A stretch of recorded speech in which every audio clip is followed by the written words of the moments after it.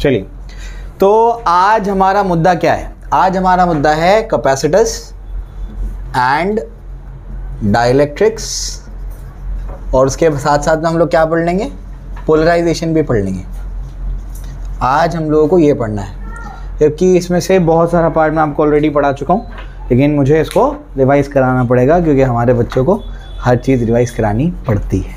ठीक है ना? आओ, तो ये 3 अपने को पार्ट पढ़ने हैं। इसमें से सबसे पहला पार्ट क्या पढ़ना है? कैपेसिटर्स पढ़ना है। ठीक है, कैपेसिटर्स मैं आपको पढ़ाना शुरू करूँगा, फिर उसके बाद जो लास्ट के डेरिवेशन है कैपेसिटर्स के, वो हम लोग को डाइलेक्ट्रिक की बात करने हैं, क्योंकि जब डाइलेक्ट्रिक का इंट्रोडक्शन हो जाता है उसके बाद उसको कराना चाहिए। टेक्स्ट बुक में क्या कर दिया है, पूरे कैपेसिटर के डेरिवेशन को एक साथ में करा दिया। पढ़ेंगे पूरा, लेकिन उसको बाइफरकेट करके पार्ट्स में पढ़ते हैं। ठीक है, आइए, तो सबसे पहले कैपेसिटर से पहले अपन क्या करते हैं, कुछ बेसिक चीज़ें जानते हैं इसके बारे में। ये आपको ऑलरेडी मैं पढ़ा चुका हूँ, तो बिल्कुल खामोश नहीं बैठना है। समझ में आ गया? चलो आओ, तो हेडिंग लगेगी। हेडिंग क्या लगेगी? हेडिंग लगेगी electrical capacitance of a conductor. Electrical capacitance of a conductor, एक कंडक्टर का इलेक्ट्रिकल कैपेसिटेंस के बारे में हम लोग बात करने जा रहे हैं। मैं कैपेसिटर की बात नहीं कर रहा हूँ, मैं इन जनरल कोई भी कंडक्टर की बात कर रहा हूँ। तो कोई कंडक्टर के पास कितनी कैपेसिटी होती है चार्जेस को स्टोर करने की? क्या कोई कंडक्टर चार्जेस को स्टोर कर सकता है? हाँ, बिल्कुल कर सकता है। जब कंडक्टर चार्जेस को स्टोर करता है तो कंडक्टर का क्या बढ़ जाता है? पोटेंशियल। बताया था मैंने आप लोगों को कि अगर हम लोग क्या करते हैं, कोई प्लेट ले लेते हैं, मेटल की प्लेट ले ली, ऐसी मेटल की प्लेट है, उसको यहाँ पर अपन ने क्या कर दिया? चार्जेस दिए। ठीक है ना? चार्जेस कैसे देंगे बताओ ज़रा, एक चार्ज से पहले बात करते हैं। चार्जेस कैसे देंगे? अरे रबिंग कर देंगे, इंडक्शन से दे देंगे, कोई भी तरीका है। ठीक है ना? तो मैंने क्या कर दिया, बेसिकली कोई चार्ज इसको दिया, एक चार्ज इस पे आ गया। अब क्या समझाने के लिए मैं क्या बोलता हूँ कि मान लो इस पे मैंने एक चार्ज लेकर के आया, तब क्यों आया, कैसे है? रबिंग वगैरह से आया, रबिंग, इंडक्शन एक्सेट्रा। तो इस पे एक चार्ज आ गया, कोई दिक्कत नहीं, एक चार्ज यहाँ पर आके बैठ गया। अब मैं क्या चाहता हूं, मैं चाहता हूं कि इस कंडक्टर पे मैं और चार्जेस को स्टोर करवाऊं। तो अगर मैं इसके बाद एक और चार्ज लाता हूं तो मुझे अपोजिशन फील होगा कि नहीं होगा? क्यों होगा? ऑलरेडी एक पॉजिटिव चार्ज बैठा हुआ है, और एक पॉजिटिव चार्ज लेकर आएंगे तो क्या करेगा? ये इसको अपोज करेगा। समझ आ गया? ठीक है ना? अब क्या, ये इसको अपोज तो कर रहा था, जब वो उसको अपोज कर रहा था तो अपने को क्या करना पड़ेगा? वर्क करना पड़ेगा, और वर्क करके चार्ज को वहां पर बैठाना पड़ेगा। यानी अपने को अपनी एनर्जी खर्च करनी पड़ेगी। और कंजर्वेशन ऑफ एनर्जी क्या बोलता है? एनर्जी कहीं से कम होगी तो कहीं पे बढ़ जाएगी। मेरी एनर्जी कम होगी तो क्या हो गया? सिस्टम की एनर्जी बढ़ गई। क्लियर हो गया? ठीक। कौन सी एनर्जी बढ़ गई? पोटेंशियल एनर्जी बढ़ गई। अपन बोलेंगे कि अपने कंडक्टर का पोटेंशियल बढ़ गया, सिस्टम की पोटेंशियल एनर्जी बढ़ गई और कंडक्टर का पोटेंशियल बढ़ गया। लैंग्वेज पे ध्यान दो। ठीक, चलो अब इसके बाद और एक चार्ज लेकर आएंगे, तब क्या होगा? अब ये दोनों मिलकर के अपोज करेंगे, फिर अपने को क्या करना पड़ेगा? वर्क करना पड़ेगा। तो क्या हो जाएगा? सिस्टम की पोटेंशियल एनर्जी बढ़ जाएगी और कंडक्टर का पोटेंशियल बढ़ जाएगा। समझ आ गया? तो बेसिकली जैसे जैसे आप चार्जेस को स्टोर करवाते जाएंगे वैसे वैसे क्या होते जाएगा बताओ जरा? वैसे वैसे कंडक्टर का पोटेंशियल बढ़ता जाएगा। क्यों बढ़ता जाएगा? समझ आया? क्लियर? क्यों बढ़ता जाएगा? चार्ज लाओगे तो वर्क करना पड़ेगा, वर्क करोगे यानी क्या? अपनी एनर्जी खर्च करोगे, तो आप बेसिकली क्या करेंगे? सिस्टम की पोटेंशियल एनर्जी बढ़ा देंगे। तो Q is directly proportional to V, ये लिख सकते हैं यहां पर कि charge is directly proportional to क्या है? पोटेंशियल है। चार्ज और पोटेंशियल डायरेक्टली प्रोपोर्शनल है, क्योंकि चार्ज स्टोर करने पर कंडक्टर का पोटेंशियल बढ़ता है। क्लियर हो गया? अब मैं यहां पर प्रोपोर्शनलिटी साइन को हटाऊंगा तो क्या होगा? Q इज इक्वल टू हो जाएगा C इंटू V। ये C जो है ये क्या है? आपका कैपेसिटेंस है। ये क्या है? कैपेसिटेंस है। इसको याद करने का ट्रिक क्या है? Quit climbing valley. क्या बताया था मैंने? Quit climbing valley. समझ में आ गया? तो इसको ऐसे याद किया जा सकता है। क्लियर हो गया? समझ आ गया? ठीक है। इसमें Q क्या है? इसमें Q है चार्जेस स्टोर्ड, इसमें C क्या है? कैपेसिटेंस, इसमें V क्या है? Potential of the conductor. समझ आया? क्लियर हो गया? क्या दिक्कत है? कोई दिक्कत नहीं, सब समझ में आ रहा है, एकदम आसान है। आप समझने की कोशिश करो कि यहां पर हो क्या रहा है। हो ये रहा है कि मान लो इस पे आपने क्या कर दिया? 100 चार्जेस को स्टोर करवा दिया और इससे इसका पोटेंशियल कितना बढ़ गया? 100 वोल्ट बढ़ गया। समझ में आ गया? 100 चार्जेस से क्या हो गया? आपने 100 चार्ज स्टोर करवाए, 100 वोल्ट पोटेंशियल इसका हो गया। समझ में? यहाँ तो बात समझ में आती है। अब क्या हो गया? ध्यान से सुनो। सवाल ये उठता है सबसे पहले कि चार्ज क्यों स्टोर करवा रहे हैं? चार्ज स्टोर करवाना बहुत ज़रूरी है, क्योंकि चार्ज स्टोर करवा के अपन क्या करते हैं? एनर्जी स्टोर करवाते हैं। जैसे आज के दौर में हमारे कंप्यूटर्स में क्या लगे होते हैं? सुपर कैपेसिटर्स लगे होते हैं। सुपर कैपेसिटर्स बेसिकली क्या करते हैं? अगर अचानक से मान लो लाइट चली जाए तो क्या होगा, आपका जो पीसी है वो क्या होगा, शट डाउन हो जाएगा। उससे हो सकता है आपका डेटा उड़ जाए। लेकिन सुपर कैपेसिटर्स आने के बाद क्या होता है, वो आपके डेटा को स्टोर करके रखता है एनर्जी के फॉर्म में, कैपेसिटर्स। समझ आ गया? तो वहाँ पर आपको कैपेसिटर्स की ज़रूरत पड़ती है। समझे? अपन हाई फंडू कैपेसिटर नहीं पढ़ रहे, अपन बेसिक मैकेनिज्म पढ़ रहे हैं कि कैपेसिटर ऐसे वर्क करता है। बेसिक मैकेनिज्म उसका ये है। तो बेसिक चीज़ तो पढ़े, इस वजह से कैपेसिटर पढ़ना ज़रूरी है। और कैपेसिटर पढ़ने के लिए चार्जेस को स्टोर करवाना ज़रूरी है, इस वजह से चार्जेस को स्टोर करवा रहे हैं। समझ आ गया? अब भेजे में क्या कि चार्जेस को स्टोर क्यों करवा रहे हैं, इतना आगे इसका एप्लीकेशन है। समझा? क्लियर हो गया? अब क्या आगे बढ़ते हैं, आगे क्या। अब इसमें दिक्कत ये है, दिक्कत के 100 चार्जेस स्टोर करवा दिया, 100 वोल्ट का पोटेंशियल हो गया। अब समझने की कोशिश करोगे होगा क्या। हम खड़े हैं ग्राउंड पे, कंडक्टर का पोटेंशियल कितना हो चुका है, 100 वोल्ट हो चुका है। ठीक है, हमारा पोटेंशियल 0 वोल्ट और कंडक्टर का पोटेंशियल 100 वोल्ट। 100 माइनस 0 कितना होगा, 100 वोल्ट। 100 वोल्ट हो गया। यानी मेरे और कंडक्टर के बीच में कितना पोटेंशियल डिफरेंस है, 100 वोल्ट का। जहां पर भी पोटेंशियल डिफरेंस होगा वहां पर क्या होगा, चार्जेस फ्लो होंगे, उसी को अपन इलेक्ट्रिक करंट बोलते हैं। समझ आ गया? अगर गलती से भी ऐसे कंडक्टर्स को डील करते वक्त मेरा हाथ इसको ऐसे टच हो गया तो क्या होगा, चार्जेस फ्लो हो जाएंगे। क्यों? क्योंकि मेरा ब्लड इलेक्ट्रोलाइट है, बेस्ट इलेक्ट्रोलाइट है। कब तक चार्जेस फ्लो होंगे, जब तक आपका पूरा ब्लड जल नहीं जाता। समझ आ रहा है क्या बोल रहा हूं मैं? ये आपको पहले ही बता चुका हूं, जब करंट लगता है तो आदमी चिपकता नहीं है, होता क्या है, हाँ, अगर मैंने बताया था आप लोगों को बेसिकली क्या होता है, 0.1 एम्पियर का भी करंट आपके अगर बॉडी में गया तो आपके ब्रेन से आपके हाथ को सिग्नल जाना बंद हो जाता है। समझ में आ गया? तो वो एक्चुअली करंट लगा तो वो चिपका नहीं है, बेसिकली क्या हो रहा है, ब्रेन से सिग्नल नहीं जा पा रहा है, क्या कर दो, हाथ हटाओ। समझ आ गया? वो चिपकता नहीं है, हो क्या रहा है, सिग्नल नहीं जा पा रहा है हाथ हटाने का। बात समझ में आ गई? क्लियर है? चलो भाई, तो आपको मैं समझाने की कोशिश कर रहा हूं इससे कि अगर 0.1 एम्पियर का करंट फ्लो हो जाता है तो अपने ब्रेन से यहां तक सिग्नल नहीं जा पाता, तो 100 वोल्ट के पोटेंशियल डिफरेंस से जो झटका लगेगा वो तो बहुत ही खतरनाक होगा। समझ में आ गया? फैटल होगा। फैटल समझता है, जानलेवा है, हो सकता है आपकी मौत हो जाए। तो इसका मतलब क्या हो सकता है कि ऐसे कंडक्टर्स के साथ में डील करना मुश्किल है। बात समझ में आ रही? क्लियर है कि अगर अपन चार्जेस को स्टोर करवाते जाते हैं तो पोटेंशियल सिस्टम का बढ़ते जाता है। ये क्लियर हो गया? लेकिन एक और चीज यहां पर है कि अगर इतना ज्यादा पोटेंशियल डिफरेंस होगा तो ऐसे डिवाइसेस के साथ में डील करना रिस्की है। अब अपन क्या चाहते हैं, अपन ये चाहते हैं कि सांप भी मर जाए और लाठी भी ना टूटे, चार्ज भी स्टोर हो जाए और पोटेंशियल भी ना बढ़े। तो उसी के लिए अपन क्या करते हैं, एक अरेंजमेंट करते हैं जिसको अपन क्या बोलते हैं, कैपेसिटर। तो कैपेसिटर पे आता हूं, पहले कुछ और बेसिक चीजें रिवाइज कराता हूं तुमको मैं। क्या बेसिक चीजें हैं देखो ध्यान से। क्या पढ़ा था अपन ने ये पढ़ा था इसमें कि बेसिकली ये सी तो क्या है, कैपेसिटेंस है। कैपेसिटेंस का यूनिट क्या है, फैरेड है, बताया था। कैपेसिटेंस का यूनिट क्या है, फैरेड। ठीक है ना? और इसको मेजर कैसे करते हैं कैपेसिटेंस को, माइक्रो फैरेड में, क्योंकि फैरेड बहुत बड़ा यूनिट है। माइक्रो फैरेड, पिको फैरेड, समझ में आ गया? ऐसे एक्सेट्रा, फेमटो तक भी नहीं आते, माइक्रो पिको में अपन चलते हैं, मिली फैरेड एक्सेट्रा एक्सेट्रा।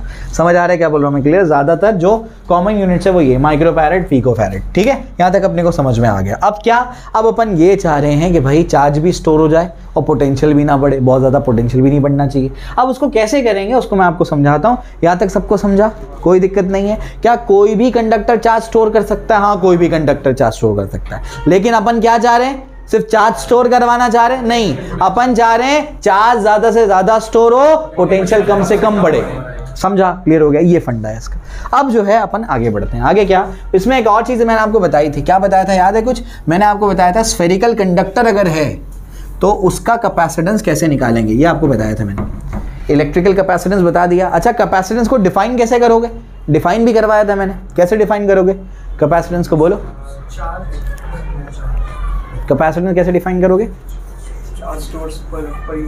ना, ability of a conductor to store, it is the measure of ability of a conductor to hold charges. नहीं लिखा है तो लिख लो, न्यू एडमिशन हम लोग ने तो लिखा ही नहीं होगा, लिखो। It is the measure of ability, it is the measure of, कौन, कैपेसिटेंस की बात कर रहा हूं मैं। Capacitance is the measure of ability of a conductor, it is the measure of ability of a conductor to hold electric charges. It is a measure of ability of a conductor to hold electric charges. कोई conductor की कितनी ability है, कितनी capacity है charges को store करने की, capacitance उसके बारे में आपको बताएगा। ठीक है? Measure of ability of a conductor to hold electric charges. ठीक है, क्लियर हो गया। अब क्या, अभी तो अपन ने मेटल प्लेट ली थी, अगर मैं क्या करता हूँ कोई स्फेरिकल कंडक्टर ले लेता हूँ, समझ आया, स्फेरिकल मतलब एक स्टील का बॉल ले लिया, फुटबॉल ले लिया, उस पर कितने चार्जेस स्टोर हो सकते हैं। तो ये आपको बता चुका हूँ मैं, इसको डिराइव भी कराया था उस टाइम पे, लेकिन यहाँ पर डेरिवेशन की जरूरत नहीं है, आपकी टेक्स्ट बुक में दिया नहीं है। Capacity of a spherical conductor, reference में ध्यान रखना, उसने कैपेसिटर कर दिया है इसको, समझे, वो कैपेसिटर नहीं है, वो क्या है, कंडक्टर है, समझ आ गया, कंफ्यूज मत होना। स्फेरिकल कैपेसिटर का फॉर्मूला अलग है, 4πε/dB/B-A, ये इसका फॉर्मूला है, ये टेक्स्ट बुक में भी दिया है, अभी लिखाऊंगा मैं आप लोगों को, ठीक है। चलो भी, तो स्फेरिकल अगर कंडक्टर है, कोई भी कंडक्टर है, जैसे एक स्टील का फुटबॉल है मान लीजिए, आयरन का फुटबॉल है मान लीजिए, उस पर आप कितने चार्जेस स्टोर करवा सकते हैं, तो उसका फॉर्मूला क्या है, उसका फॉर्मूला होता है, इसका रेडियस मान लीजिए कैपिटल आर है, तो कैपेसिटेंस का फॉर्मूला होता है 4πε0 कैपिटल आर। समझ आया, क्लियर हो गया। यूट्यूब वाले बच्चे सिर्फ फॉर्मूला लिख लेंगे तो भी चलेगा, डेरिवेशन नहीं है महाराष्ट्र स्टेट बोर्ड की टेक्स्ट बुक में, क्लियर हो गया, समझ में आ गया। तो ये अपना फॉर्मूला है इसका, ठीक है। आगे बढ़ते हैं, आगे क्या है, इसके बाद अपन ने क्या पढ़ा, कैपेसिटी ऑफ स्फेरिकल कंडक्टर के बाद अपन ने क्या पढ़ा, नेक्स्ट पार्ट। चलिए, तो इसके बाद अपन क्या करते हैं, इसके बाद जो है अपन कॉन्सेप्ट ऑफ कैपेसिटर देखते हैं। कॉन्सेप्ट ऑफ कैपेसिटर क्या है, ठीक। अपने को करना क्या है बताइए, क्या करना है अपने को कंडक्टर पे चार्जेस को स्टोर करवाना है, ये क्लियर हो गया। लेकिन पोटेंशियल को बढ़ने नहीं देना है, कम पोटेंशियल रखना है अपने को, ठीक है। अब क्या, अब इसका क्या तरीका है, आइए इसको समझते हैं। मुझे ये कॉन्सेप्ट ऑफ कैपेसिटर पढ़ाने से पहले कुछ बेसिक चीज़ें आपके क्लियर करनी पड़ेंगी। मान लीजिए कि आपके पास क्या है, एक पॉइंट है, ये पॉइंट से R1 डिस्टेंस पे एक चार्ज रखा हुआ है Q1। क्या चार्ज रखा हुआ है, Q1। अगर ये Q1 की वजह से ये R1 डिस्टेंस में यहाँ पर पोटेंशियल लिखना चाहता हूँ, तो पोटेंशियल क्या होगा बताओ जरा, नेट पोटेंशियल लिखना चाहता हूँ, हाँ 1/4πε0 Q/R1। समझ में आया, Q1/R1, ये Q1 चार्ज मैंने लिया है, ठीक है। अब इससे कोई R2 डिस्टेंस पर Q2 चार्ज रखा हुआ है, तो बताओ क्या होगा नेट पोटेंशियल। अरे इसका पोटेंशियल और इसका पोटेंशियल क्या होगा, ऐड हो जाएगा। आप बोलेंगे वेक्टर एडिशन क्यों नहीं हो, क्योंकि वो वेक्टर क्वांटिटी है ही नहीं, पोटेंशियल तो स्केलर क्वांटिटी है, तो नंबर के जैसे ऐड कर दो, इसके वजह से पोटेंशियल प्लस इसके वजह से पोटेंशियल। समझ आ गया, क्लियर हो गया। अब क्या, अब अगर कोई चार्ज आ जाए, मान लो यहाँ पर क्या है, Q3 है, R3 डिस्टेंस पे, तो बताओ क्या होगा, 1/4πε0 Q3/R3, मतलब तीनों को मिला करके जो पोटेंशियल आएगा वो यहाँ पर नेट पोटेंशियल बनेगा।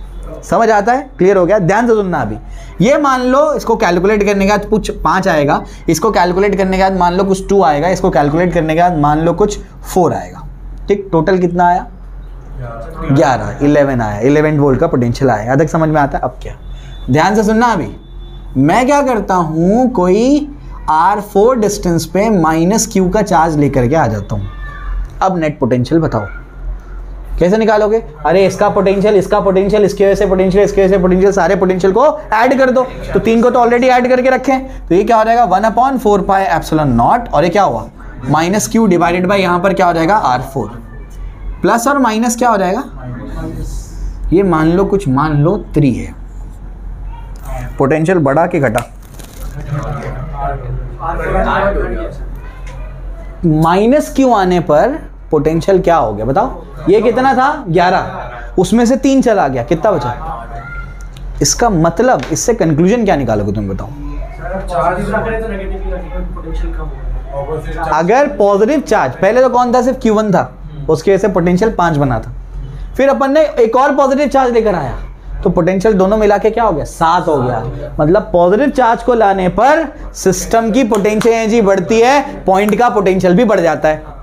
पॉजिटिव चार्ज को लाने पर पोटेंशियल बढ़ जाता है, और अगर मैं क्या कर दूं, नेगेटिव चार्ज को लेकर आ जाऊं तो पोटेंशियल कम हो जाता है। समझ आ रहा है क्या बोल रहा हूं मैं, कि अगर मेरे पास बहुत सारे चार्जेस सब पॉजिटिव है, तो सब मिल करके क्या करेंगे, पोटेंशियल को बढ़ाएंगे ये पॉइंट का।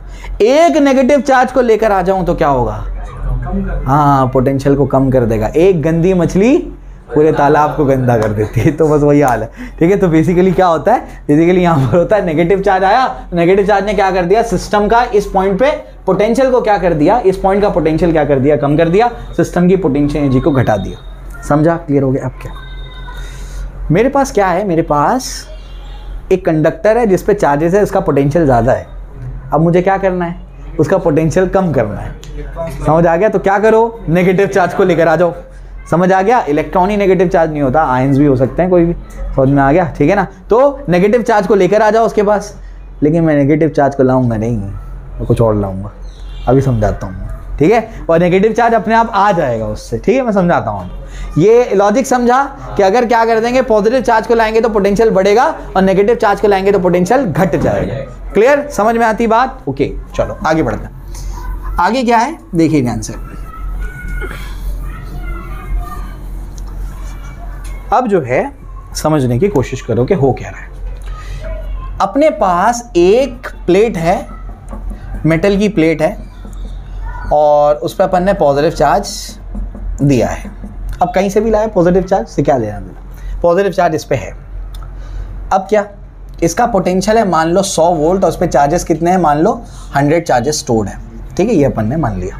क्लियर होता है? अब ध्यान से सुनो, मैं चाहता हूं कि इस पे 100 चार्ज ही स्टोर रहे, लेकिन पोटेंशियल कम हो जाए, सांप भी मर जाए और लाठी भी ना टूटे, है ना? तो मैं क्या करूंगा, मैं यहां पर एक न्यूट्रल प्लेट ला करके रख दूंगा। आप बोलेंगे न्यूट्रल प्लेट, अपने को तो नेगेटिव चार्ज चाहिए थे, खुद ब खुद आ जाएंगे नेगेटिव चार्ज। ये जो है आपका पॉजिटिव प्लेट, ये क्या करेगा, न्यूट्रल प्लेट है मतलब क्या, उसके पास पॉजिटिव चार्जेस भी है, नेगेटिव चार्जेस भी है। ये इस न्यूट्रल प्लेट के नेगेटिव चार्जेस को खींचेगा और पॉजिटिव चार्ज को रिपल करके वो साइड पे भेज देगा, ठीक है ना? तो यहाँ पर क्या डेवलप हो जाएंगे, नेगेटिव चार्जेस डेवलप हो जाएंगे, और यहाँ पर क्या आ जाएगा, पॉजिटिव चार्ज। तो इस न्यूट्रल प्लेट के नेगेटिव चार्ज को इंड्यूस करके इधर ले आया और पॉजिटिव चार्ज को रिपल करके वहां भेज दिया। तो इंडक्शन की वजह से यहाँ पर नेगेटिव चार्ज आ जाएंगे और पॉजिटिव चार्ज उधर चले जाएंगे। अब क्या, समझो जरा, यहां पर मैं अब कर देता हूं अर्थिंग। जैसे मैंने अर्थिंग कर दी, आगे का प्रोसेस क्या है, महाराष्ट्र स्टेट बोर्ड की टेक्स्ट बुक में गलत लिखा है। क्या लिखा है, वो बोलते हैं कि ये पॉजिटिव चार्जेस चल करके कहां जाते हैं, ग्राउंड में। ये गलत है। पॉजिटिव चार्ज मेटालिक वायर है ना, ये मेटल में तो इलेक्ट्रॉन का होता है, इलेक्ट्रॉन की वजह से कंडक्शन होता है, तो पॉजिटिव चार्जेस कैसे चल सकते हैं? तो याद क्या रखना है, जो अर्थ है ना वो सी ऑफ इलेक्ट्रॉन्स है, उसके वो इलेक्ट्रॉन का समंदर है, बहुत इलेक्ट्रॉन है। तो होता क्या है, ये इलेक्ट्रॉन को यहाँ से ग्राउंड से उठाएगा और इलेक्ट्रॉन को उठा करके क्या करेगा, इलेक्ट्रॉन को उठा करके इनको न्यूट्रलाइज कर लेगा। समझ में आ गया? जिसको न्यूट्रलाइज कर लेगा तो बचा क्या, पॉजिटिव के पास क्या है, नेगेटिव आ गए। जब पॉजिटिव के पास सिर्फ नेगेटिव बच गए तो पोटेंशियल 100 वोल्ट से सीधा क्या हो जाएगा, 30 वोल्ट हो जाएगा। क्योंकि पॉजिटिव के पास जब आप क्या करते हो, नेगेटिव चार्ज को लेकर आते हो, तो सिस्टम का पोटेंशियल एनर्जी कम हो जाती है और यहाँ पर कंडक्टर का पोटेंशियल गिर जाता है। चार्जेस कितने स्टोर्ड है अब भी, पोटेंशियल कितना हो गया, यही तो हम चाहते थे, चार्जेस भी ज्यादा से ज्यादा स्टोर हो जाए, पोटेंशियल कम से कम रहे। समझ आ गया? यही अरेंजमेंट को क्या बोलते हैं, कैपेसिटर बोलते हैं। यही कैपेसिटर का अरेंजमेंट है। सबको समझा? कोई दिक्कत नहीं। इस तरीके से क्या होगा, आपका कैपेसिटर वर्क करता है, ठीक है ना? तो ये आपको समझा दिया है मैंने। अब इसके बाद क्या है, कैपेसिटर का प्रिंसिपल समझ गया कि कैसे ये बेसिकली कैपेसिटर बनता है अपना, ये आपको समझ में आ गया है। अब क्या, कैपेसिटर पे अगर कोई पूछेगा कि नेट चार्ज क्या है तो क्या बोलोगे, 0। नेट चार्ज 0 है। लेकिन कैपेसिटर पे चार्ज क्या है, नेट चार्ज नहीं बोल रहा है, कैपेसिटर पे चार्ज क्या है, वो तो 0 ही होगा। टोटल मिला के यहाँ प्लस क्यू है वहाँ माइनस क्यू है, क्या हो जाएगा मिला के 0 होगा। लेकिन अगर बोलेगा कैपेसिटर पे चार्ज क्या है तो कोई भी एक प्लेट का चार्ज बोल देना है, मैग्नीट्यूड बोलना है उसका। समझ आ गया? यहाँ ये प्लेट पे प्लस क्यू था, ये प्लेट पे माइनस क्यू है, तो चार्ज ऑन कैपेसिटर क्यू। समझ आ गया? मैग्नीट्यूड क्या होगा, क्यू होगा। नेट तो हमेशा 0 ही होगा, टोटल मिला के नेट नहीं बोलना है, एक प्लेट का चार्ज बोलना है। समझा? क्लियर हो गया? अब क्या फॉर्मूला बदलेगा, यहाँ पर फॉर्मूला क्या बदलेगा, हमने क्या पढ़ा था, quit climbing valley, Q is equal to CV। एक ही कंडक्टर था, उसका पोटेंशियल लिख रहे थे। समझ आ गया? अब अगर आप क्या कर देंगे, कैपेसिटर की बात करेंगे तो कैपेसिटर में कितने कंडक्टर्स आ गए, दो प्लेट्स आ गई। तो इसका पोटेंशियल अगर V है और इसका पोटेंशियल V1 है, तो यहां पर जो फॉर्मूला बनेगा Q is equal to C रहेगा V माइनस V1। समझ आ रहा है क्या बोल रहा हूं मैं? तो पहले जो फॉर्मूला था वो था charge is equal to capacitance into potential of that conductor. अब आएगा charge is equal to capacitance into potential difference between the conductors या बिटवीन द प्लेट्स। समझ आ रहा है क्या बोल रहा हूं मैं? क्लियर है? तो अब फॉर्मूला क्या बन जाएगा, Q is equal to C into V minus V1। ये क्या है भाई, ये है आपका पोटेंशियल डिफरेंस। क्या चीज है ये, पोटेंशियल डिफरेंस। क्लियर हो गया? तो अब फॉर्मूला ये हो जाएगा। क्लियर? यहां तक अपने को बात समझ में आ जाती है। तो मुझे बताओ, आपने अब तक क्या क्या देखा? सबसे पहले अपन ने क्या देखा, capacitance of a electrical capacitance of a conductor. एक कंडक्टर का इलेक्ट्रिकल कैपेसिटेंस क्या होता है, क्या होता है इलेक्ट्रिकल कैपेसिटेंस, बोलो, it's an ability to, measure of ability to hold charges, electric charges. इतने इलेक्ट्रिक चार्जेस वो होल्ड कर सकता है, अपने पास रख सकता है, उसको क्या बोलते हैं? इलेक्ट्रिकल कैपेसिटेंस बोलते हैं। फॉर्मूला बोलो, एक ही फॉर्मूला है, Q is equal to C into V। समझ आ गया? अब कैपेसिटर क्या अरेंजमेंट है, कैसा अरेंजमेंट है? चार्ज स्टोर करेगा, पोटेंशियल कम करेगा। समझ में आ गया? कंडक्टर में क्या दिक्कत हो रही थी? चार्ज के साथ में पोटेंशियल भी बढ़ रहा था, फैक्टर है वो। समझ आ गया? अपन क्या चाहते हैं? चार्ज स्टोर हो जाए, पोटेंशियल कम हो जाए। क्या करेंगे अपन? पॉजिटिव प्लेट के पास क्या करेंगे? न्यूट्रल प्लेट लेकर आएंगे। न्यूट्रल प्लेट से क्या होगा? नेगेटिव चार्ज इंड्यूस करेगा, पॉजिटिव चार्ज रिपल करेगा। अर्थिंग करने पे क्या होगा? इलेक्ट्रॉन को उठा करके न्यूट्रलाइज कर लेगा और पॉजिटिव के बाद नेगेटिव चार्जेस आ जाएंगे, पोटेंशियल कम हो जाएगा। समझा? क्लियर हो गया? फॉर्मूले में क्या चेंजेस आएंगे? पोटेंशियल की जगह पोटेंशियल डिफरेंस होगा, दोनों कंडक्टर्स के पोटेंशियल का डिफरेंस वहां पे लिखा जाएगा। समझा? क्लियर हुआ? ये हो गया। अब इसके बाद जो है, इसके बाद आप लोगों को नेक्स्ट पार्ट इसमें क्या करना है? नेक्स्ट पार्ट हो गया इसका पिक्टोरियल रिप्रेजेंटेशन क्या है, ठीक है ना। इससे पहले डेफिनेशन लिख लो जल्दी से। Capacitor is an arrangement, capacitor is an arrangement of two conductors, capacitor is an arrangement of two conductors separated by an insulating medium. Capacitor is an arrangement of two conductors separated by an insulating medium, separated by an insulating medium that is used to store electric charge and electric energy. Capacitor is an arrangement of two conductors separated by an insulating medium. ठीक, arrangement of two conductors separated by an insulating medium. दो plates के बीच में क्या भरा है? Insulator है भाई, एयर है। समझ में आ गया? एयर है या फिर ग्लास का स्लैब है या वुड का स्लैब है या माइका है। समझ आ रहा है क्या बोल रहा हूँ? इंसुलेटिंग मीडियम से सेपरेटेड होगा। उसके बाद क्या है? Insulating that is used to store electric charge and electric energy, electric charge and electric energy. चलिए, तो हमने कैपेसिटर का डेफिनेशन लिख लिया। अब जो है एक बात उसमें डेफिनेशन में आ रही है, क्या? Capacitor stores charges as well as energy, electrical energy. अगर दोनों ऑप्शन में रहे तो आप क्या मार्क करेंगे? बताया था मैंने, ये electrical energy IIT JEE advance में सवाल आया ये कि दोनों में से ज़्यादा बेटर क्या है। हम क्यों स्टोर करवाना, क्या स्टोर करवाना चाहते हैं? असल में एनर्जी स्टोर करवाना चाहते हैं अपन। एक्चुअली क्या स्टोर करवाना चाहते हैं? एनर्जी। चार्ज तो बस का मोड है, चार्ज के जरिए अपन क्या कर रहे हैं? एनर्जी को स्टोर करवा रहे हैं। बात समझ में आ रही है? तो ध्यान रखो बिल्कुल कि बेसिकली क्या है, वो एनर्जी स्टोर करवाना है। तो दोनों ऑप्शन में है तो ज़्यादा बेटर ऑप्शन क्या है? हाँ, एनर्जी, इलेक्ट्रिकल एनर्जी स्टोर करवाता है। कौन? कैपेसिटर।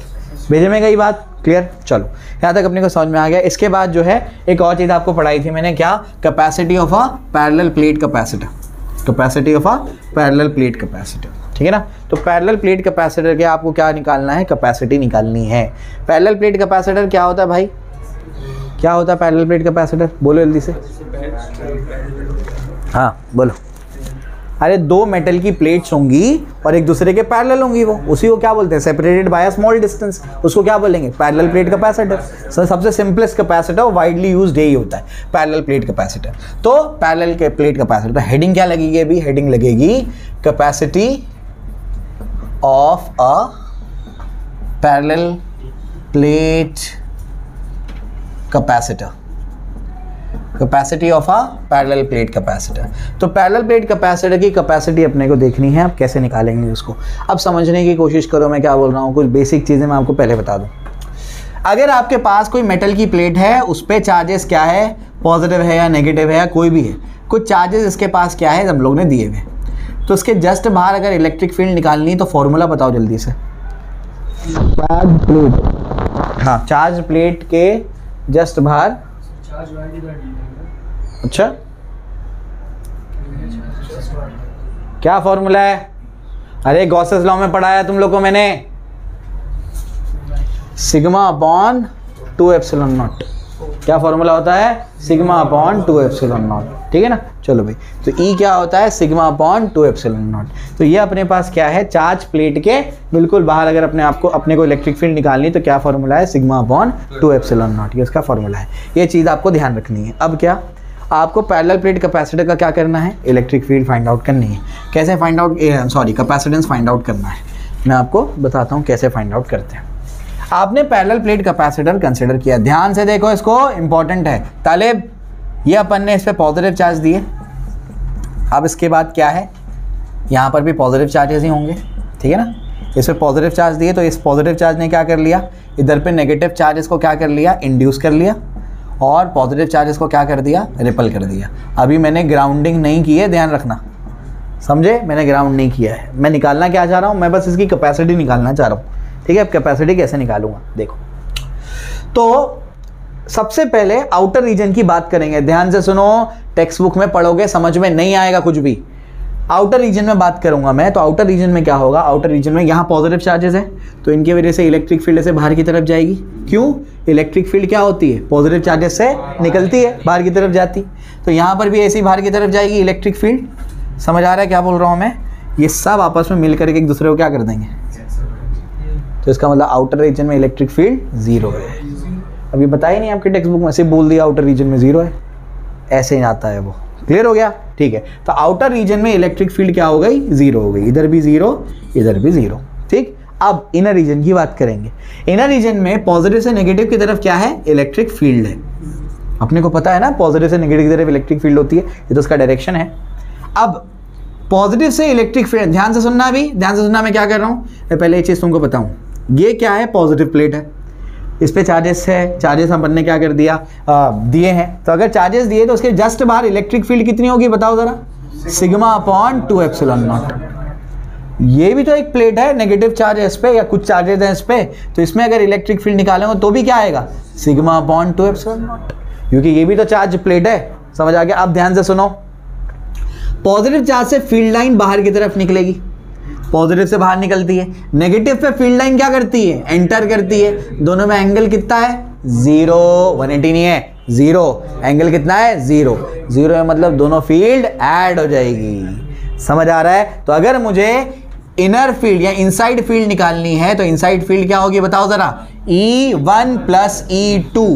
E1 कितना है, sigma upon 2 epsilon not. E2 कितना है, सिग्मा अपॉन 2 एप्सिलॉन नॉट, क्योंकि दोनों चार्ज प्लेट है तो इलेक्ट्रिक फील्ड तो उतनी आएगी जस्ट बाहर। तो बताओ क्या होगा, 2 times sigma upon 2 epsilon not.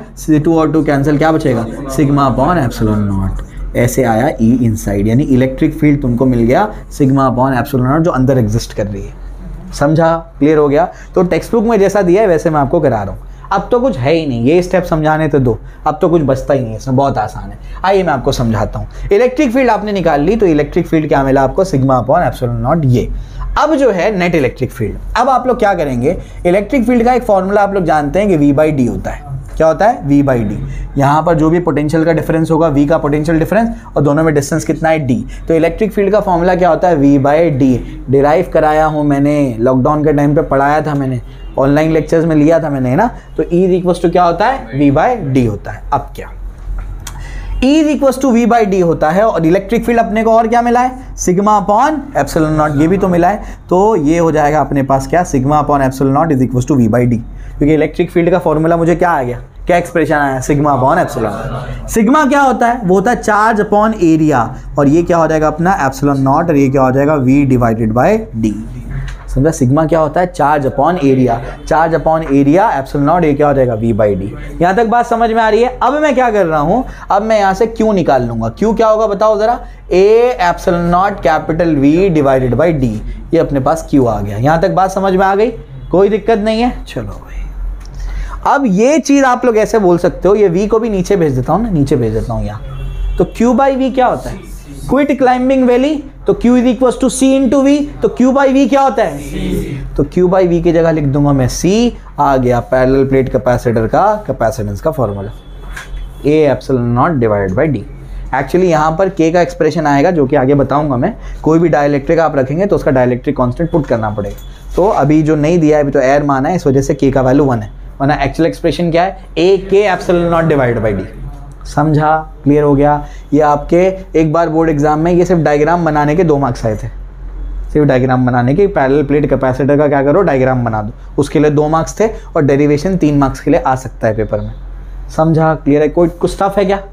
आसान है ना? अगर सिर्फ तुमको ये याद होना चाहिए, समझ में आ गया? ये नहीं याद है तो फिर तो खत्म डेरिवेशन, ठीक है ना? चलो कॉपी कर लो फटाफट से। 1 मिनट। चलिए, तो अभी हम लोग ने क्या कर लिया, capacity of a parallel plate capacitor देख लिया। अब अपने को क्या करना है इसके बाद अपने को स्फेरिकल कैपेसिटर का डेरिवेशन नहीं करना है, अपने को सिर्फ उसका फॉर्मूला देखना है, ठीक है? क्लियर हो गया? स्फेरिकल और सिलिंड्रिकल कैपेसिटर्स का ये आपकी टेक्स्ट बुक में भी दिया हुआ है। मैं आपको फॉर्मूलेस करा देता हूँ, उसके डायग्राम बता देता हूँ, फॉर्मूलेस बता देता हूँ उसके, ठीक है? चलिए, सबसे ज़्यादा सवाल जो आएंगे कैपेसिटर पे वो कहाँ से आएंगे? पैरेलल प्लेट कैपेसिटर, उसी से सवाल आएगा आपको, ठीक है? तो स्फेरिकल कैपेसिटर का डायग्राम देख लो और फॉर्मूला देख लो। Capacitance of a spherical capacitor, ठीक है? स्फेरिकल कंडक्टर नहीं बोल रहा हूँ मैं, क्या बोल रहा हूँ? कैपेसिटर बोल रहा हूँ मैं, ध्यान से, ठीक है? कैपेसिटर में 2 प्लेट्स होंगी, कंडक्टर में तो वो अकेला कंडक्टर है, उसमें 2 प्लेट्स की बात नहीं है। तो स्फेरिकल कैपेसिटर में क्या होगा? स्फेरिकल कैपेसिटर में कुछ इस तरीके से होगा, ये ऐसे और ये ऐसे, समझ में आ गया? ऐसे 2 कंडक्टर्स होंगे, इस पे नेगेटिव चार्जेस होंगे और इस पे पॉजिटिव चार्जेस होंगे, ठीक है? ऐसा है इस तरीके से। और यहाँ पर अपन ने क्या कर दी? अर्थिंग कर दी इसकी।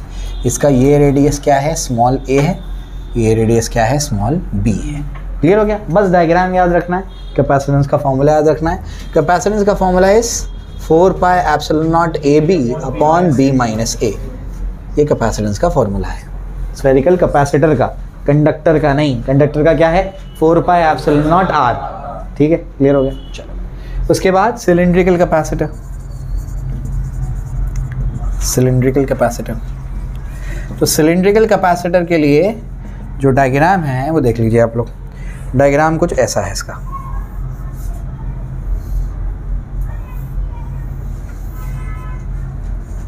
दो प्लेट्स होनी चाहिए, वैसे यहाँ पर 2 कोएक्सियल सिलेंडर्स होते हैं, ठीक है? छोटे वाले सिलेंडर का रेडियस क्या है? Small a। बड़े वाले सिलेंडर का रेडियस क्या है? स्मॉल b, ठीक है? इस पे चार्ज क्या है? नेगेटिव है, नेगेटिव, और यहाँ चार्ज क्या है? पॉजिटिव। डेरिवेशन करा सकता हूँ मैं, लेकिन रिक्वायर्ड नहीं है अभी, इस तरीके से। और कैपेसिटेंस का फॉर्मूला क्या है? 2 pi epsilon not capital L natural log of B by A, इसका फॉर्मूला है। कन्वर्जन भी कर सकते हो कॉमन लॉग में 2.303 से मल्टीप्लाई करके। समझा? क्लियर है क्या? फ़ौरन से कॉपी कर लो उसको जल्दी। चलो, तो अपन ने स्फेरिकल कैपेसिटर, सिलिंड्रिकल कैपेसिटर के कैपेसिटेंस का फॉर्मूला देख लिया। क्या क्या पढ़ लिया अब तक बताओ ज़रा? कहाँ से स्टार्ट किया था? Electrical capacitance of a conductor. क्या फॉर्मूला उसका? Q equals to C into V। उसमें दिक्कत क्या है? चार्जेस तो स्टोर कर लेता है वो, दिक्कत क्या है? पोटेंशियल ज़्यादा हो जाता है, जो कि फैटल है, जिसके साथ में डील करना। तो क्या करेंगे हम लोग? तो हम लोग बेसिकली क्या करेंगे? कैपेसिटर वाला अरेंजमेंट करेंगे, यानी एक मेटल प्लेट जो जिसके पास पॉजिटिव चार्ज है उसके पास क्या करेंगे? न्यूट्रल प्लेट को लेकर आएंगे। उससे क्या होगा? हाँ, पोटेंशियल कैसे कम होगा? न्यूट्रल प्लेट के नेगेटिव चार्जेस को खींचेगा, पॉजिटिव चार्जेस को क्या करेगा? रिपल करेगा। अपन ग्राउंडिंग कर देंगे, वो इलेक्ट्रॉन खींच करके क्या करेगा? न्यूट्रलाइज कर लेगा। तो पॉजिटिव के साथ नेगेटिव चार्जेस आ गए, पोटेंशियल कम हो गया। समझा? क्लियर हो गया? चार्जेस उतना ही स्टोर्ड है लेकिन पोटेंशियल कम हो गया, ठीक है? ये समझ आता है। आगे फॉर्मूले में चेंजेस क्या आ जाएंगे? पोटेंशियल की जगह क्या आ जाएगा? Potential difference between the 2 conductors. Clear हो गया? ये समझ आता है। इसके बाद अपने नेक्स्ट क्या पढ़ा? आगे नेक्स्ट क्या पढ़ा? देखो, स्फेरिकल कैपेसिटर का, स्फेरिकल कंडक्टर का फॉर्मूला क्या पढ़ा? 4 pi एप्सिलॉन नॉट R, ठीक है? ये नहीं, स्फेरिकल कंडक्टर का फॉर्मूला 4 pi एप्सिलॉन, उसकी कैपेसिटी का formula 4 pi epsilon not R। उसके बाद अपन ने क्या पढ़ा? और स्फेरिकल कैपेसिटर के बारे में देखा, पैरेलल प्लेट कैपेसिटर के बारे में देखा। पैरेलल प्लेट कैपेसिटर की कैपेसिटी का फॉर्मूला क्या है? AK epsilon not divide by D। याद ऐसे ही करो, AK epsilon not divide by D। समझ आता है? क्लियर हो गया? चलो आगे बढ़ो। आगे क्या है? नेक्स्ट पार्ट, नेक्स्ट क्या अपन ने पढ़ा, स्फेरिकल कैपेसिटर और सिलिंड्रिकल कैपेसिटर, ठीक है ना। स्फेरिकल कैपेसिटर और सिलिंड्रिकल कैपेसिटर है, इनके कैपेसिटेंस का फॉर्मूला क्या है, 4πε0 AB अपॉन B माइनस ए। सिलिंड्रिकल कैपेसिटेंस के कैपेसिटेंस का फॉर्मूला है 2πε0L divide by natural log of B by A। Clear, समझ आया, बहुत अच्छा। अब अपन क्या कर रहे हैं, अपन कॉम्बिनेशन ऑफ कैपेसिटर्स पे जा रहे हैं जो कि सीरीज और पैरेलल है, ठीक है। इसके बारे में आपको बताता हूँ, ठीक है। तो अभी हेडिंग क्या लगेगी, combination of capacitors, combination of capacitors, ठीक है। कॉम्बिनेशन दो तरीके से होगा, एक होगा सीरीज कॉम्बिनेशन, एक होगा पैरेलल कॉम्बिनेशन, थर्ड होता है मिक्स्ड कॉम्बिनेशन, वो इन्हीं से मिलकर के बनता है। तो सीरीज कॉम्बिनेशन का डेफिनेशन क्या है, पैरेलल का डेफिनेशन क्या है, ये आपको बता देता हूँ मैं। पहले मैं इसका डायग्राम बताता हूँ। अच्छा, पिक्टोरियल रिप्रेजेंटेशन किया था कैपेसिटर का, कैपेसिटर को कैसे रिप्रेजेंट करते हैं नहीं बताया, पहले तो बताया था मैंने, तुम लोगों को पता ही है वो कैसे रिप्रेजेंट करते हैं। ऐसे अपन क्या करेंगे, दो इक्वल लेंथ की लाइन बना देंगे, तो ये क्या है, कैपेसिटर का पिक्टोरियल रिप्रेजेंटेशन है। और अगर मैं इसको ऐसे कर दूं तो ऐसे नहीं, वेरिएबल कैपेसिटर, क्या है ये, वेरिएबल कैपेसिटर। तो एक बड़ी लाइन एक छोटी लाइन क्या है, बैटरी, और अगर दोनों इक्वल लेंथ की लाइन है तो कैपेसिटर, अगर एरो बना देंगे तो वेरिएबल कैपेसिटर, ये फिक्स्ड वैल्यू कैपेसिटर। समझ आ गया, पिक्टोरियल रिप्रेजेंटेशंस है, ठीक है। तो ये भी हो गया। इसके बाद क्या है, इसके बाद आगे बढ़ते हैं। आगे क्या है, नेक्स्ट पार्ट देखिए, इसमें सीरीज है पैरेलल है। सीरीज में क्या होता है, सीरीज में ऐसे होता है, इस तरीके से, एक पे प्लस चार्ज होगा, एक पे माइनस चार्ज होगा, एक पे प्लस चार्ज होगा, एक पे माइनस चार्ज होगा, एक पे प्लस चार्ज होगा, एक पे माइनस चार्ज होगा। तो सीरीज कॉम्बिनेशन का डेफिनेशन क्या है, जब negative plate of first capacitor is connected to the positive plate of the second capacitor, negative plate of second capacitor is connected to the positive plate of third capacitor and so on, then they are connected in series, they are said to be connected in series। समझ आ रहा है, first capacitor का negative plate second capacitor के positive plate को connected है, second capacitor का negative plate third capacitor के पॉजिटिव प्लेट को कनेक्टेड है, अपन क्या बोलेंगे, सीरीज में कनेक्टेड एंड सो ऑन। समझे, क्लियर हो गया, डेफिनेशन लिखाना पड़ेगा क्या, समझ में आ गई बात, ठीक है। जो बच्चे सुन लिए वो लिख लेंगे यूट्यूब वाले। उसके बाद पैरेलल कॉम्बिनेशन का क्या होगा, पैरेलल कॉम्बिनेशन में ऐसे होता है कुछ,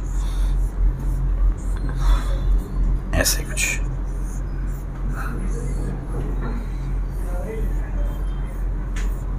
ऐसे होता है। तो ध्यान रखना है इसमें आपको कि इस पे जो चार्ज है यहाँ पर प्लस क्यू, इस पे माइनस क्यू, इस पे प्लस क्यू, इस पे माइनस क्यू, इस पे प्लस क्यू, इस पे माइनस क्यू, ठीक है ना। Q1 बोलो तो ज़्यादा बेहतर है, plus Q2 minus Q2 plus Q3 minus Q3, अलग अलग चार्जेस स्टोर होंगे, पैरेलल कैपेसिटेंस, पैरेलल कॉम्बिनेशन। तो अगर आप गौर से देखेंगे यहाँ पर तो क्या हो रहा है, जितने भी पॉजिटिव प्लेट है सब एक कॉमन पॉइंट को कनेक्टेड है, और जितने भी नेगेटिव प्लेट है सब एक कॉमन पॉइंट को कनेक्टेड है। समझ आ रहा है, अलग अलग तरीके डिफाइन करने के, एक तरीका ये भी है इसको डिफाइन करने का। तो अगर अपने को पैरेलल कॉम्बिनेशन को डिफाइन करना है तो अपन बोलेंगे if all the positive plates are connected to one common point and all the negative plates are connected to another common point, then that combination is said to be parallel combination. समझ आ रहा है, clear हो गया। तो ये इसका definition है, जो मैंने बोला है वो आप लोग लिख सकते हैं, ठीक है। तो ये भी समझा दिया, ये भी समझा दिया। अब ध्यान से सुनने का, पैरेलल सीरीज कॉम्बिनेशन में क्या सेम होता है, क्या डिफरेंट होता है। सेम इसमें क्या होता है, चार्जेस सेम होते हैं। कैसे सेम होता है भी समझाऊंगा मैं। डिफरेंट इसमें क्या होता है, पोटेंशियल। डिफरेंस इसमें क्या होता है, पोटेंशियल सबका अलग है। यहाँ पोटेंशियल, इसके अक्रॉस पोटेंशियल V1, इसके अक्रॉस पोटेंशियल V2, इसके अक्रॉस पोटेंशियल V3। समझ आता है, ठीक है। सीरीज जब पैरेलल कॉम्बिनेशन की बात करेंगे तो पैरेलल कॉम्बिनेशन में सेम क्या होता है, सेम होता है पोटेंशियल। जब यहाँ हो गया पोटेंशियल सेम है, और डिफरेंट क्या होता है, उसका उल्टा है। देखो पैरेलल सीरीज का उल्टा है, डिफरेंट क्या होता है, चार्जेस क्या है इसमें, डिफरेंट है। समझ में आ गया, यहाँ पर चार्ज अलग, यहाँ पर चार्ज अलग, यहाँ पर सबका पोटेंशियल क्या है, V है। समझ आ रहा है, क्लियर हो गया। तो इस तरीके से ये चीज़ आपको ध्यान रखनी है। अगर ये चीज़ आपको याद हो गई तो आपको डेरिवेशन करने में कोई दिक्कत नहीं आने वाली। अब कैसे चार्जेस जाते हैं वो मैं आपको समझाता हूँ। यहाँ तक सबको क्लियर हुआ, जल्दी से कॉपी करेंगे इसको, ठीक है। तो सीरीज कॉम्बिनेशन और पैरेलल कॉम्बिनेशन में क्या सेम है क्या डिफरेंट है मैंने आपको बता दिया। अब जब आप डेरिवेशन करेंगे तो आप एक चीज़ का ध्यान रखेंगे कि जो डिफरेंट है उसको ऐड कर देना है। जो भी केस में जो डिफरेंट है उसको ऐड कर देना है। क्या डिफरेंट है यहाँ पर? पोटेंशियल, सीरीज में उसको ऐड कर देंगे। यहाँ पर क्या डिफरेंट है? चार्जेस, उसको ऐड कर देंगे। समझ आ रहा है? क्लियर हो गया? चलो, जो डिफरेंट है उसको ऐड करना है। अब मैं कॉम्बिनेशन यहाँ पर एक एक करके आपको करा देता हूँ, या साथ ही में करा देता हूँ कंपैरेटिव। आइए कंपैरेटिव स्टडी कर लेते हैं इसकी। तो याद क्या रखना है? जो डिफरेंट है उसको ऐड कर देना है, तो आपके लिए कोई भी दिक्कत नहीं होगी डेरिवेशन। ठीक है, अभी आपको क्या करना है? इक्विवेलेंट कैपेसिटेंस निकालना है। आप अगर कैपेसिटर्स को सीरीज में कनेक्ट कर देंगे तो उन सबका इक्विवेलेंट क्या आएगा, पैरेलली कनेक्ट कर देंगे तो इक्विवेलेंट क्या आएगा। ठीक है ना? क्लियर हो गया? चलो, तो बेसिकली अभी आपको क्या करना है, यहाँ पर दो पार्ट्स में इसको करना है। एक है सीरीज कॉम्बिनेशन, एक क्या आपका पैरेलल कॉम्बिनेशन। ठीक है, सीरीज कॉम्बिनेशन पैरेलल कॉम्बिनेशन में क्या होगा, आइए समझते हैं। सबसे पहले डायग्राम बनाते हैं सीरीज कॉम्बिनेशन का।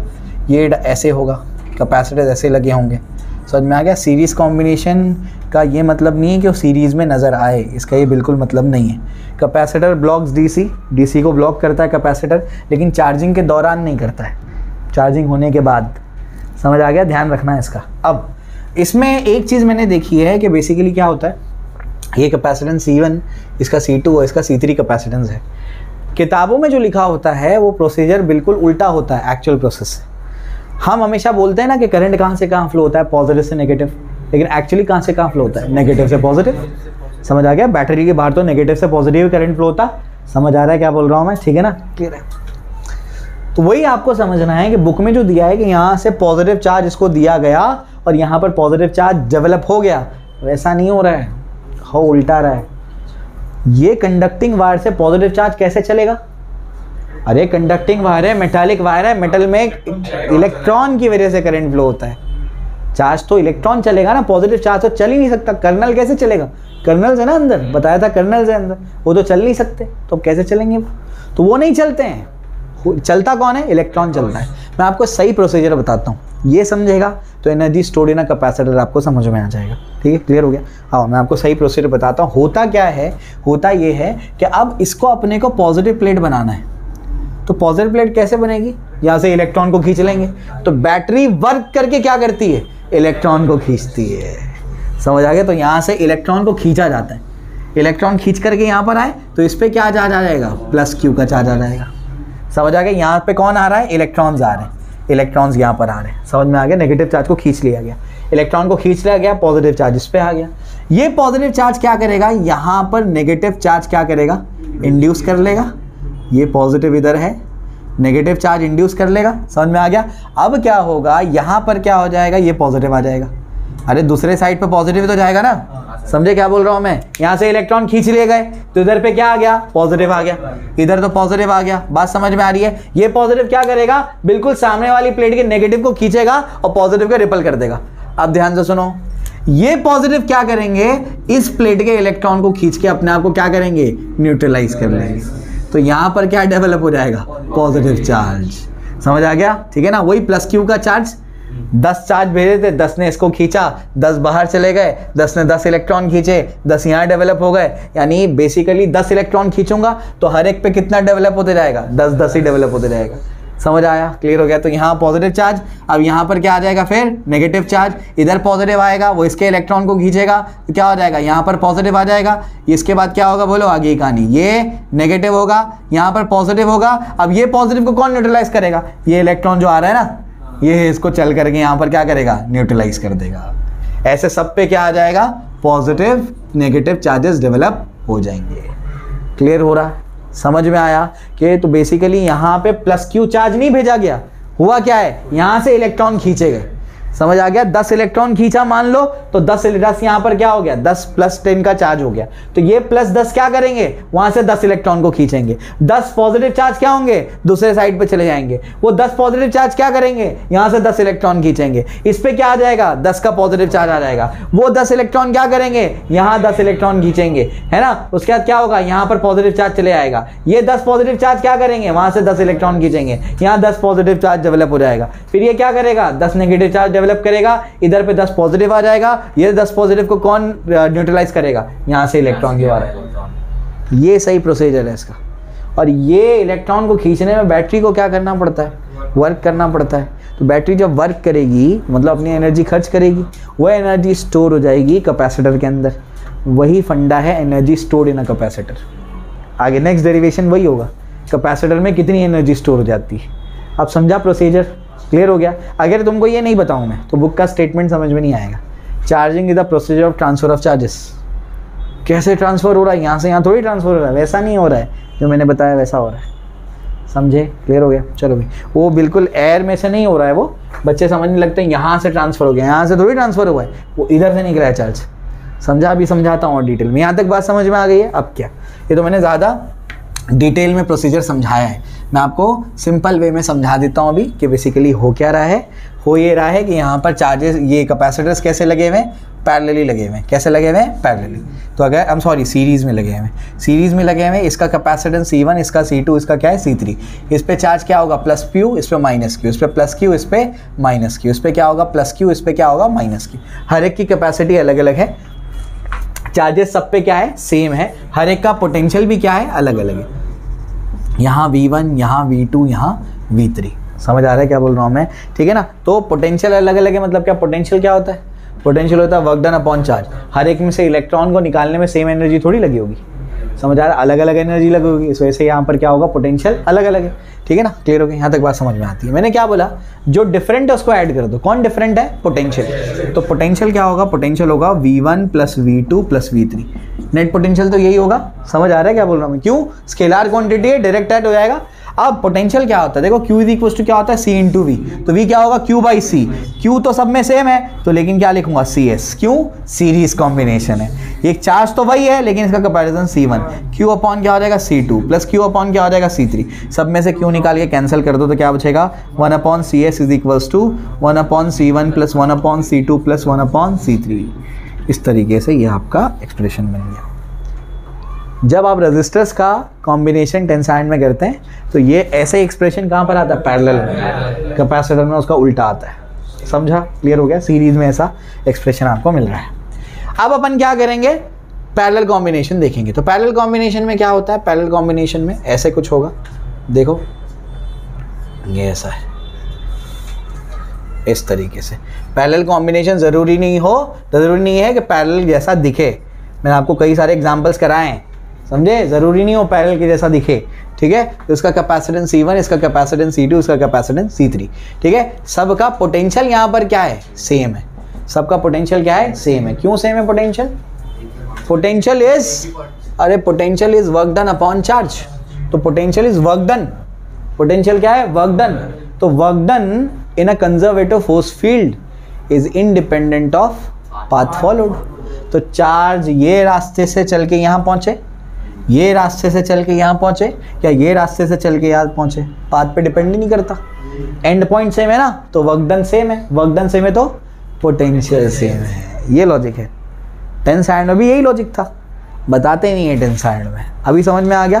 कंजर्वेटिव फोर्स फील्ड की वजह से यहाँ पर क्या होगा, जो वर्क डन होगा वो सिर्फ एंड पॉइंट्स पे डिपेंड करता है, वो पाथ पे डिपेंड नहीं करता। ठीक है, ये पाथ इंडिपेंडेंट। अब मैंने आपसे क्या कहा, जो डिफरेंट है उसको ऐड कर देना। क्या डिफरेंट है, चार्जेस डिफरेंट है। तो समझ में आ गया। बैटरी जब क्या करेगी, यहाँ से चार्जेस को खींचेगी, तो यहाँ से कुछ इलेक्ट्रॉन खींचेगी, यहाँ से कुछ इलेक्ट्रॉन खींचेगी, यहाँ से कुछ इलेक्ट्रॉन खींचेगी। तो तीनों में से अलग अलग अमाउंट ऑफ इलेक्ट्रॉन आ रहे हैं। तो यहाँ पर प्लस Q1 का चार्ज होगा, यहाँ माइनस Q1, यहाँ पर प्लस Q2 और यहाँ पर क्या हो जाएगा, माइनस Q2, यहाँ पर प्लस Q3 और यहाँ पर क्या हो जाएगा, माइनस Q3।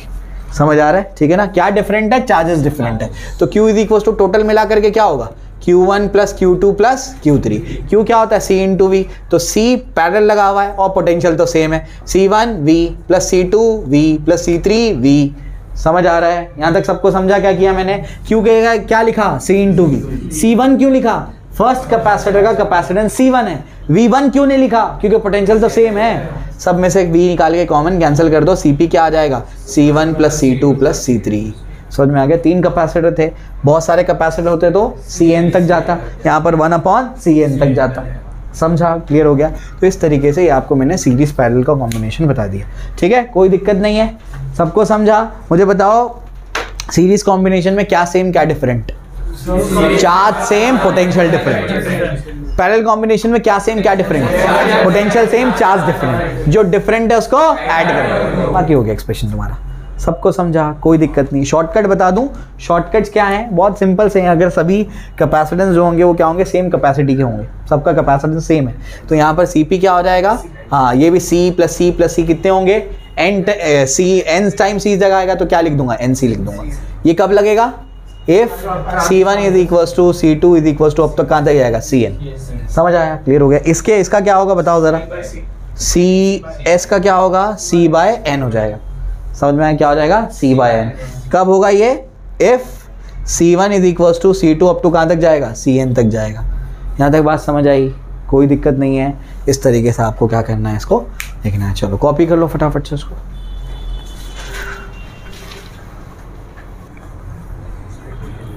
चलो, तो सीरीज पैरेलल कॉम्बिनेशन का मैंने आपको एक्सप्रेशन डिराइव करवा दिया है।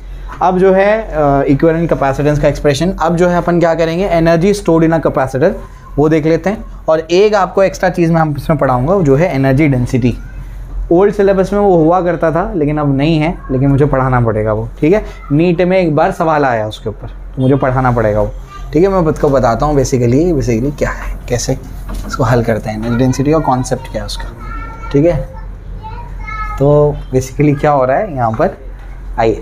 तो अभी जो है देखिए अपने पास क्या है, अपने पास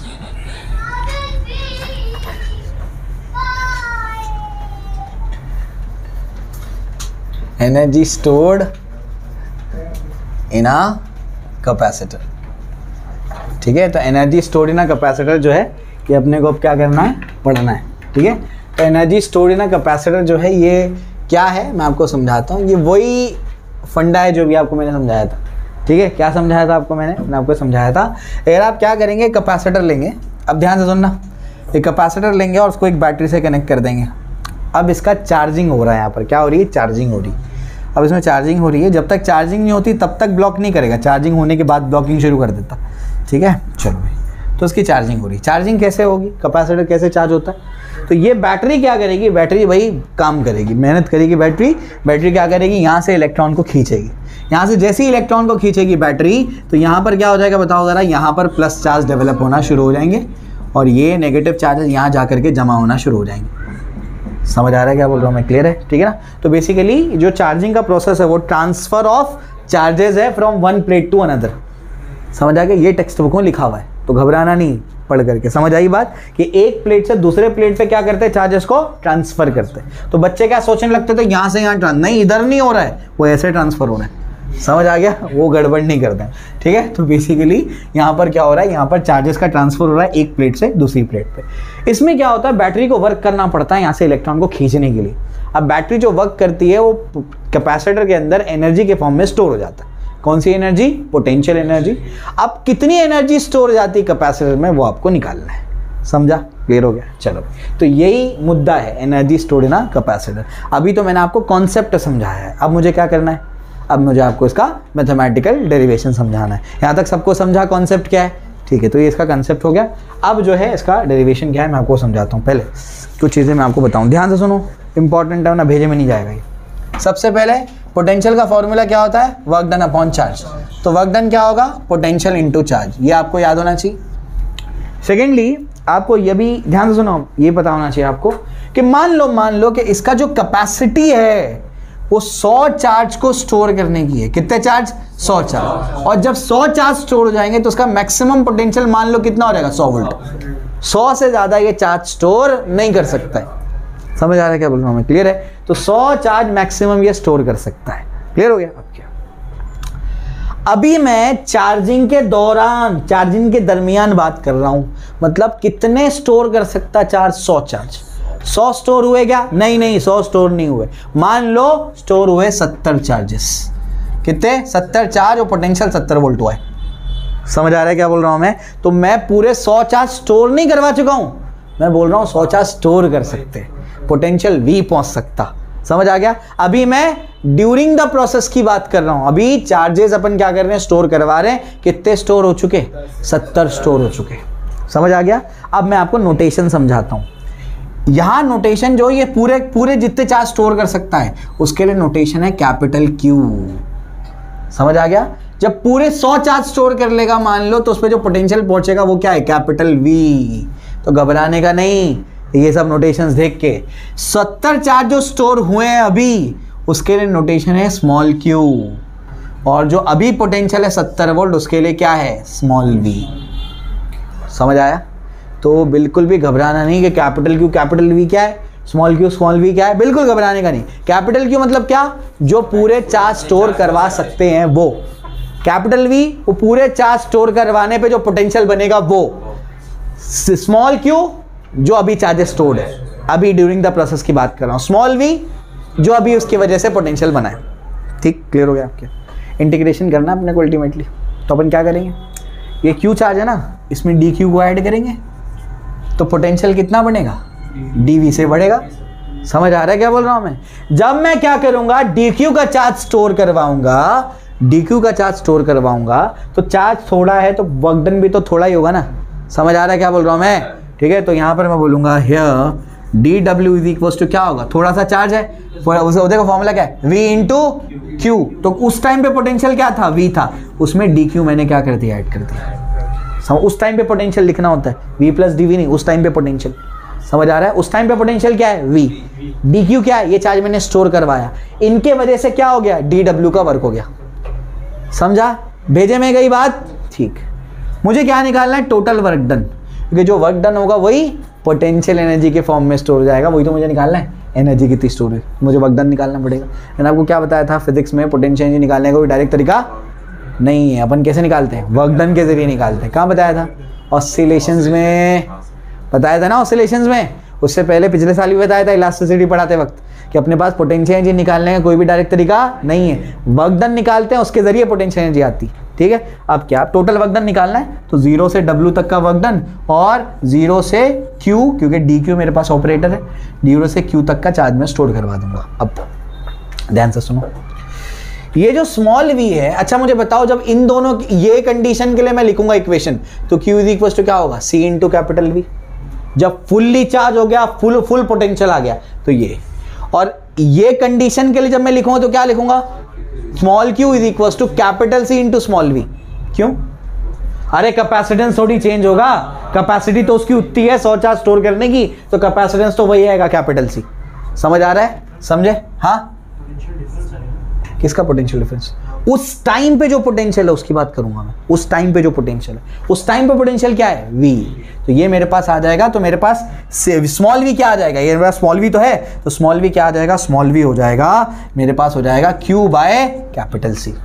समझ आ रहा है क्या बोल रहा हूं मैं? ये जो मैंने V लिखा है ना, तो उसको उसका मतलब वही है, V माइनस V1, उसका मतलब वही है। मैं कहाँ उसको माइनस लेके फिरता रहूंगा, तो मैंने उसका पोटेंशियल डिफरेंस ही V मान लिया।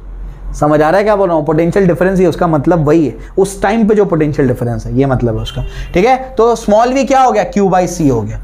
चेंज क्यों करना पड़ रहा है, क्योंकि यहाँ पर ऑपरेटर क्या है, DQ, ये क्या है, वोल्टेज। इंटीग्रेट ही नहीं कर सकता हूँ, वेरिएबल अलग ऑपरेटर अलग, या तो DQ को V बनाओ या तो V को DQ बनाओ, समझ में, उसके टर्म्स में लेकर आओ। तो देयरफॉर ये तो समझ में आ गया, DW का इंटीग्रेशन क्या होगा, W। समझ में आ गया, W minus 0 will be W। ठीक है, V ये क्या हो जाएगा, Q by C, integration of 0 to Q, और ये क्या हो जाएगा, DQ। समझ आ रहा है? कोई दिक्कत नहीं। चलो, इसके बाद क्या हो जाएगा, इसके बाद therefore W is equal to क्या हो जाएगा, 1/c बार, अरे कैपेसिटेंस है वो तो कांस्टेंट है, वो बाहर जाएगा। Q डी क्यू का इंटीग्रेशन क्या हो जाएगा, Q स्क्वायर बाई 2, कहाँ से कहाँ तक, 0 से Q, 1/c क्या हो जाएगा, Q स्क्वायर बाई 2, यानी 1/2 Q स्क्वायर बाय C। ये वर्क डन आया, लेकिन work done store in the form of potential energy, तो यहाँ पर U इज इक्वल टू क्या होगा, half Q square by C। क्यों, रीजन क्या है, since work done is stored in the form of potential energy, तो ये अपना क्या है, W is equal to U है। समझा? कोई दिक्कत नहीं। इस तरीके से अपन इसको सॉल्व करेंगे। अभी कहानी ख़त्म नहीं हुई है, अभी और चीज़ें बतानी है इसके अंदर। और क्या बताना, पहले इसको कॉपी करो। ये समझ आया सबको? ये चीज़ मैं जब समझा देता हूँ तो फिर कोई दिक्कत नहीं होती, आराम से भी समझ में आ जाता है। ठीक है,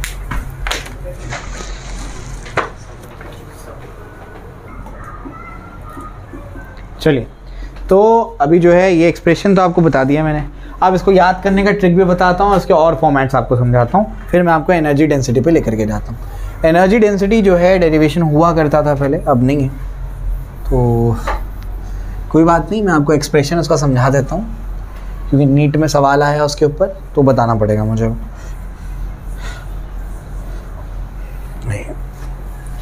तो बेसिकली यहाँ पर क्या है, क्या एक्सप्रेशन आया आपका, half Q square by C. Clear, ध्यान सुनो, ये एक फॉर्मेट है। दूसरा फॉर्मेट क्या है, दूसरा फॉर्मेट ये है कि आप q की जगह क्या लिख दो, सी वी, तो सी स्क्वायर वी स्क्वायर हो जाएगा अपॉन सी, सी और सी कैंसिल होगा तो क्या बचेगा, हाफ सी वी स्क्वायर। ये दूसरा फॉर्मेट हो गया उसका, समझ आ गया। एक बार q को चेंज किया, अब c को चेंज करो, q क्या होता है c इंटू वी, तो c क्या होगा q बाई वी, तो ये क्या हो जाएगा u इज इक्वल्स टू क्या हो जाएगा, हाफ q स्क्वायर, और ये क्या हो जाएगा q बाई वी, q और q कैंसिल हो गया तो क्या बचेगा बताओ, u is equals to half Q V. समझे, u बेसिकली क्या है, एनर्जी है, पोटेंशियल एनर्जी है, तो इसको E बोल सकते हैं, लिखना नहीं, लेकिन क्यों, E हम लोग इलेक्ट्रिक फील्ड के ले रहे हैं चैप्टर में, कन्फ्यूजन हो जाएगा, समझ आ गया। E बोल सकते हैं, अभी मैं ट्रिक बताता हूँ। E अगर बोलेंगे तो यहाँ पर क्या आ जाएगा, E is equals to, energy से याद होगा, E is equals to half Q V. तो इसको याद रखने का तरीका ये है, इंग्लैंड हेल्स क्वीन विक्टोरिया।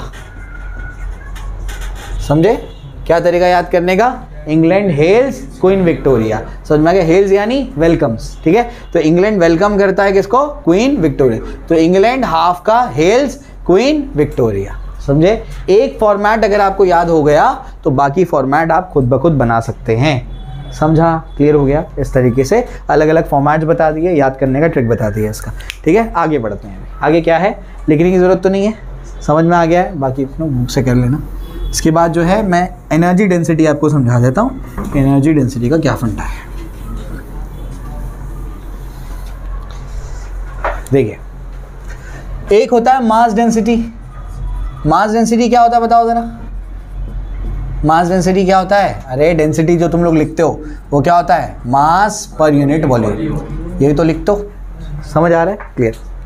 तो अगर मास डेंसिटी होता है मास पर यूनिट वॉल्यूम, तो एनर्जी डेंसिटी क्या होगा, बोलो भाई, हाँ, energy per unit volume, energy per unit volume, ये होती है energy density, energy per unit volume.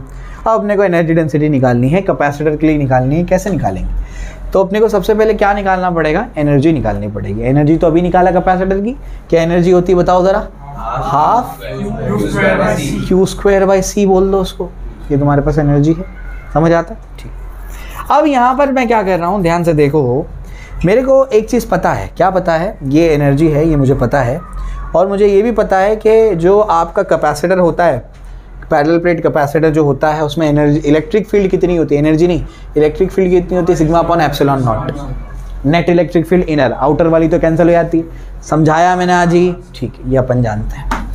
इसके बाद जो है, इसके बाद सिग्मा का वैल्यू क्या होता है बताओ जरा, Q upon A, charge upon area, sigma surface charge density, charge upon area, E होता है Q upon A epsilon naught. यहाँ तक बात समझ में आती है। अब जो है यहाँ पर जो मेरे पास क्यू आ गया, क्यू क्या आ गया बताओ, क्यू आ गया ई ए एप्सिलॉन नॉट, ये मेरे पास आ गया। यहाँ तक समझा, कोई दिक्कत नहीं। तो क्यू की जगह क्या लिख सकता हूँ बताओ जल्दी से, मैं ये जो Q है मेरे पास, इसको मैं यहाँ सब्सटीट्यूट कर रहा हूँ, तो U क्या हो जाएगा बताओ, U हो जाएगा हाफ, ये क्या हो जाएगा, E square A square epsilon not square divided by, मैं पैरेलल प्लेट कैपेसिटर की बात कर रहा हूँ ना यहाँ पर। अभी कौन सा कैपेसिटर लिया था, पैरेलल प्लेट कैपेसिटर की एनर्जी निकाला, उसके कैपेसिटेंस का फॉर्मूला तो मैं जानता हूँ, ए के epsilon not divide by D, के का वैल्यू 1, एयर कैपेसिटर, तो ए एप्सिलॉन नॉट डिवाइडेड बाई क्या हो जाएगा, डी। यहाँ तक समझ आता है, ठीक है। क्या कैंसिल हो जाएगा, एक एप्सिलॉन नॉट कैंसिल, एक ए कैंसिल, बचेगा क्या बताओ जरा, डी ऊपर जाएगा, half E square E epsilon not D. समझा, ये क्या मिला, एनर्जी मिली। ए एरिया है, डी डिस्टेंस है, area volume, area into length is volume, ये क्या है, energy, energy per unit volume, energy per unit volume, इसको स्मॉल यू बोलेंगे, तो वही क्या होता है, एनर्जी डेंसिटी। तो एनर्जी पर यूनिट वॉल्यूम क्या मिलेगा बताओ जरा, half E square epsilon not, यानी इसको ऐसे बोलो, half epsilon not E square energy density. समझा, लॉजिक समझा, क्लियर हो गया, कॉपी कर लो, पैक करो, नमाज को जाओ।